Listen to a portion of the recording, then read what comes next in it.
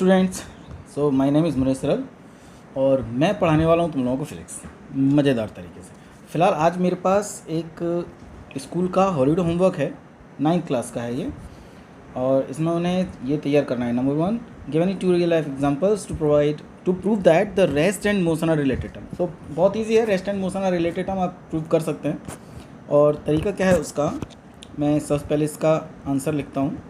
पहले वाले give any 2 real life example. Actually आपको ये सोचना होगा इसमें कैसे कौन से एग्जांपल्स हैं जिसमें हम एक ही ऑब्जेक्ट को रेस्ट और मोशन दोनों में शो कर सकते हैं, right.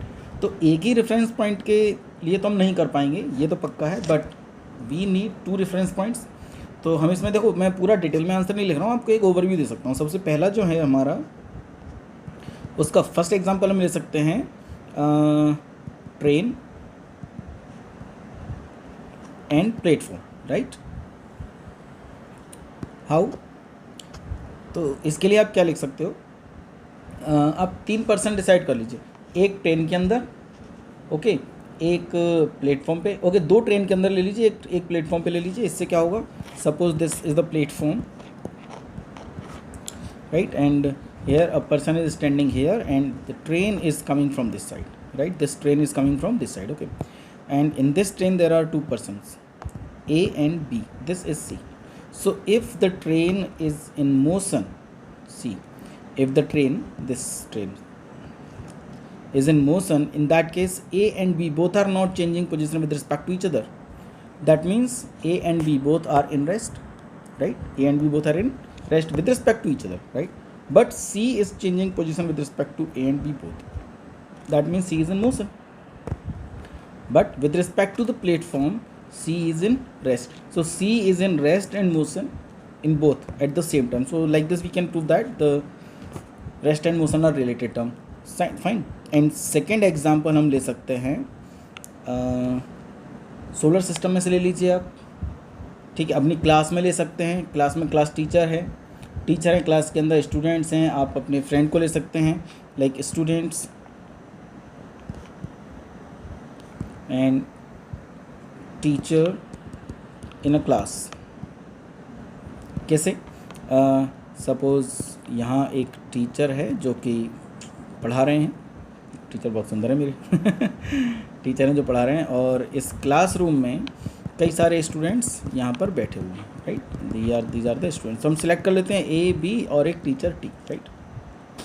Teacher is moving around in the class continuously.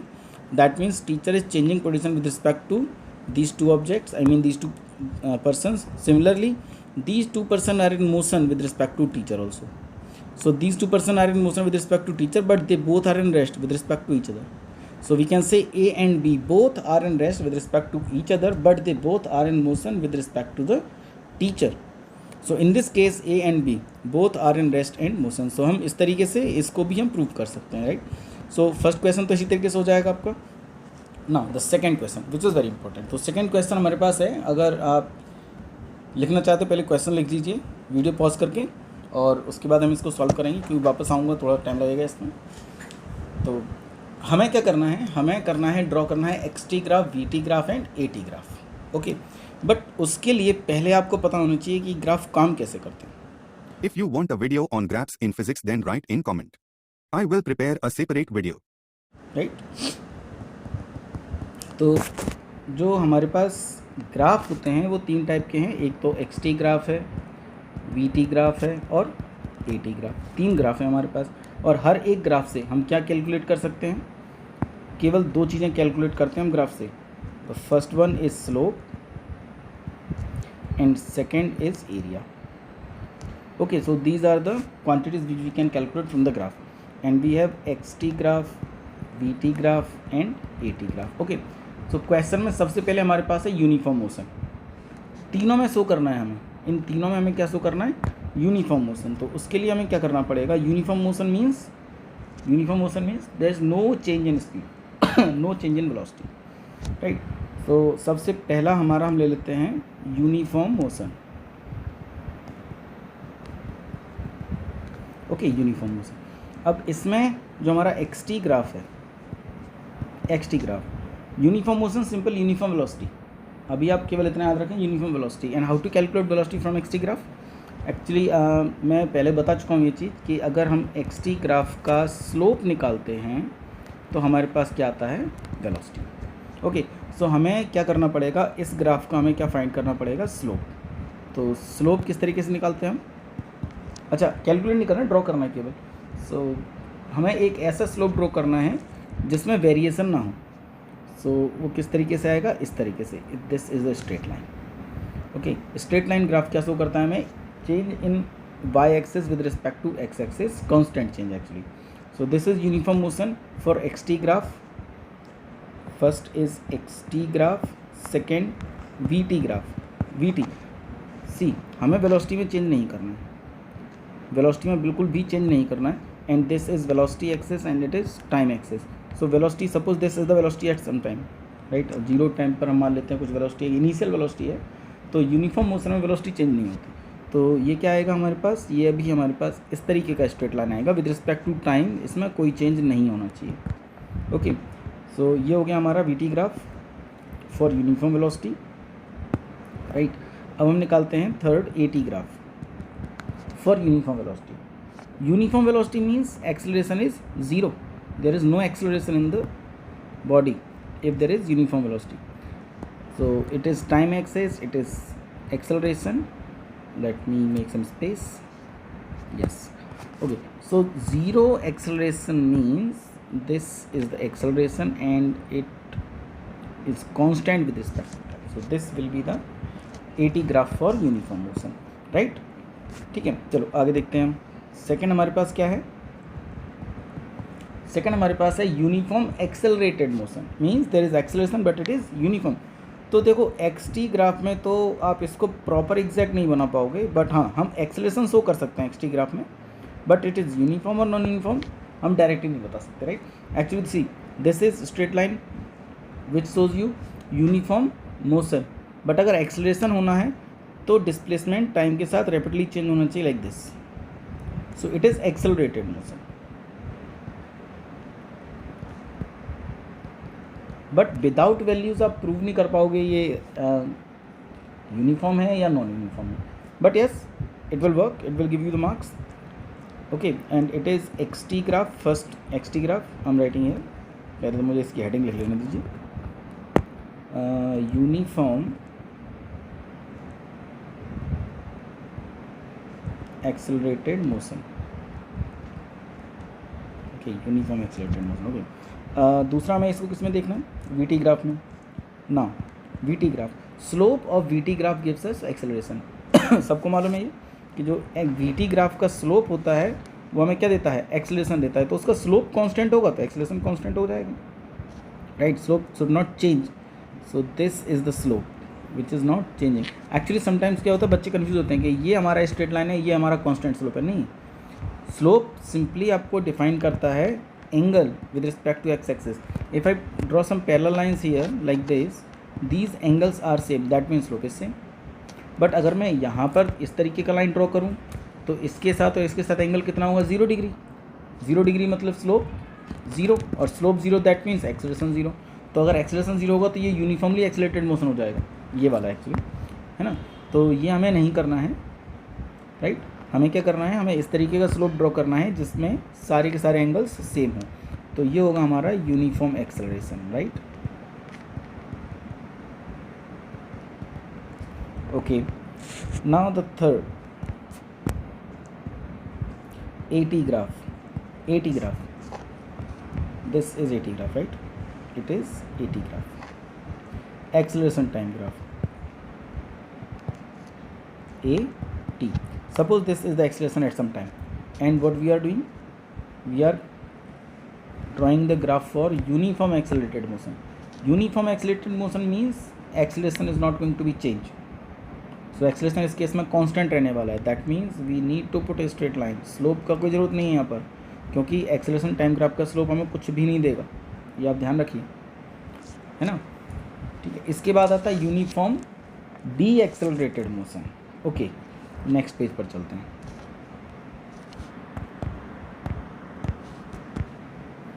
Okay, uniform D accelerated motion निकालते हैं।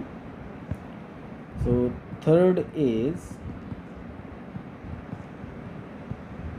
Uniform deaccelerated motion right. देखो सबसे पहले हमारे पास इसमें वही है सेम एक्सटी ग्राफ का स्लोप हमें क्या निकाल के देता है, वेलोसिटी।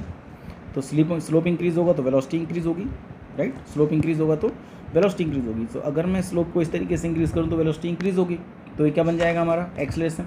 लेकिन अगर मैं इसी को इस तरीके से बना दूँ तो इस केस में क्या हो रहा है, स्लोप डिक्रीज हो रहा है। और कैसे प्रूव करेंगे डिक्रीज हो रहा है, ड्रॉ सम स्ट्रेट लाइंस।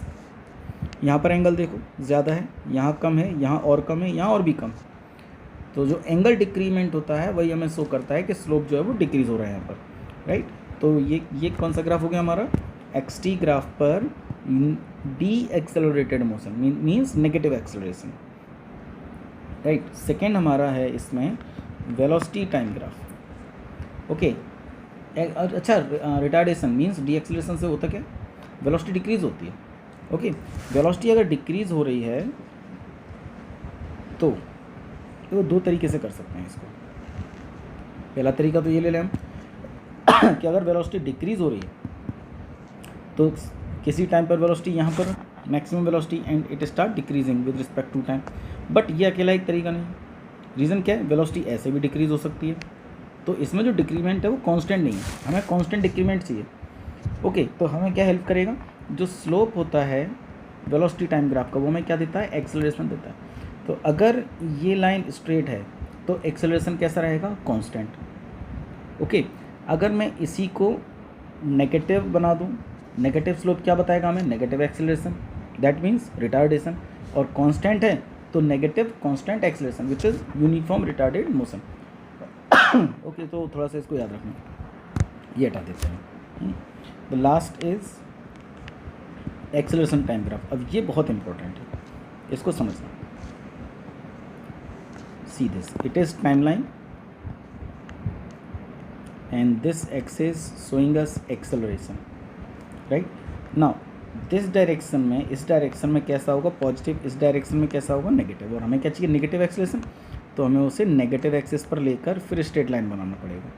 तो ये क्या हो गया हमारा, negative acceleration with no change means constant negative acceleration. Okay चलो हम देखते हैं। द लास्ट क्वेश्चन है इसका, zero displacement. Nice, zero displacement. तो फोर्थ हमारे पास है जीरो डिस्प्लेसमेंट। ओके अच्छा, इसके जो ग्राफ बनेंगे ना चारों, वो कुछ इस तरीके से बनेंगे। देखो पहला है हमारे पास x t graph. So x t graph में zero displacement means there is no change in position. So it is x, it is time. Suppose at time 0 particle is at this position, right? Okay so after this time the position remains constant, right? So this will be a straight line। देखो confusion नहीं रखना है इसमें। कई बच्चे कहते हैं sir line तो बन रही है तो मोशन तो होगा, मोशन नहीं होगा। याद रखो इसका जो स्लोप होता है वो हमें क्या देता है, वेलोसिटी। तो अगर मैं स्लोप को नॉन जीरो बनाऊँ, एंगल क्या बताता है, मैं स्लोप बताता ना। तो अगर एंगल बन रहा है स्लोप बन रहा है तो इस केस में वेलोसिटी होगी। बट अगर मैं इसी लाइन को ऐसे बना दूँ यूँ, तो इस केस में स्लोप का जो एंगल है दैट इज़ ज़ीरो। अगर स्लोप ज़ीरो है that means velocity zero, velocity zero means there is no change in position. Fine, तो ये थोड़ा सा ध्यान रखना। सेकेंड हमारा आता है इसमें वेलोसिटी टाइम ग्राफ। अब वेलोसिटी ज़ीरो है, अगर वेलोसिटी ज़ीरो है तो जो वेलोसिटी वाला एक्सेस है v एंड t, इसमें हमारा पोजीशन क्या होगा, ये।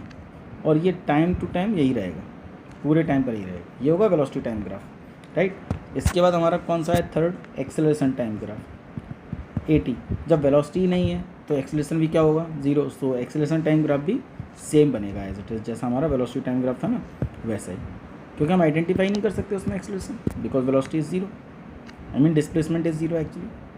सो this will be the graph, AT graph. अब इसमें तो लास्ट लिखा हुआ है that is the zero displacement actually, no not zero displacement. Give real life practical example of each. Okay इसके लिए थोड़ा सोचना पड़ेगा। सबसे पहले यूनिफॉर्म मोशन का रियल लाइफ एग्जाम्पल क्या हो सकता है, uniform motion means there is no change in direction, no change in velocity. क्या हो सकता है इस केस में? हम क्या लिख सकते हैं, ध्यान समझना, प्रैक्टिकली तो कोई भी मोशन यूनिफॉर्म नहीं होता, बट हाँ फॉर सम इंस्टेंस हम ले सकते हैं। फॉर एग्जांपल जब बुलेट चलता है, बुलेट चलती है गन से, सो उस केस में गन के मजल से जो बुलेट चलती है वो स्ट्रेट लाइन में जाती है, यस उस पर ग्रेविटेशनल फोर्स लगता है और उसका मोशन कुछ इस तरीके से डिक्रीज होता है।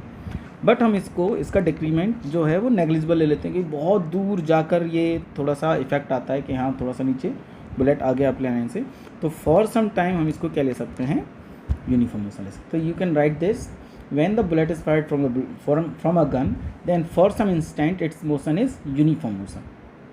ओके, तो ये आप लिख सकते हैं। ओके, सेकंड हमारे पास है यूनिफॉर्मली एक्सेलरेटेड मोशन। ये तो बहुत ईजी है, ये हम क्लास में भी पढ़ा चुके हैं कि भाई कोई भी एक ऑब्जेक्ट अगर हम ऊपर से कहीं से ड्रॉप कर दें किसी हाइट से, तो उसकी स्पीड कंटिन्यूसली इंक्रीज होती है और जो उसका एक्सेलरेशन होता है that is equal to g which is 9.8 metre per second square and it is constant. अगर एयर रेजिस्टेंस को नेग्लिजिबल करते हैं तो ये फिक्स वैल्यू है। ओके, और एयर रेजिस्टेंस को हम फिक्स मान लें तो भी एक्सेलरेशन फिक्स रहेगा, इसमें से कुछ कम हो जाएगा बट वो फिक्स रहेगा, राइट। तो यूनिफॉर्मली एक्सेलरेटेड मोशन के लिए हम क्या लिख सकते हैं, when object is falls freely under gravity then its motion its velocity continue increases by specific value and that is gravitational acceleration. तो ये हम लिख सकते हैं इसमें। Third, uniform D accelerated motion, इसी का जस्ट अपोजिट कर दो, सिंपल। अगर हम किसी स्टोन को किसी स्पीड से किसी इनिशियल वेलोसिटी से ऊपर फेंकें ऊपर के लिए, तो सपोज़ यहाँ उसकी स्पीड है 10, यहाँ हो जाएगी 9, यहाँ हो जाएगी 8, फिर 7 एंड वो स्टार्ट हो जाएगी डिक्रीज होना।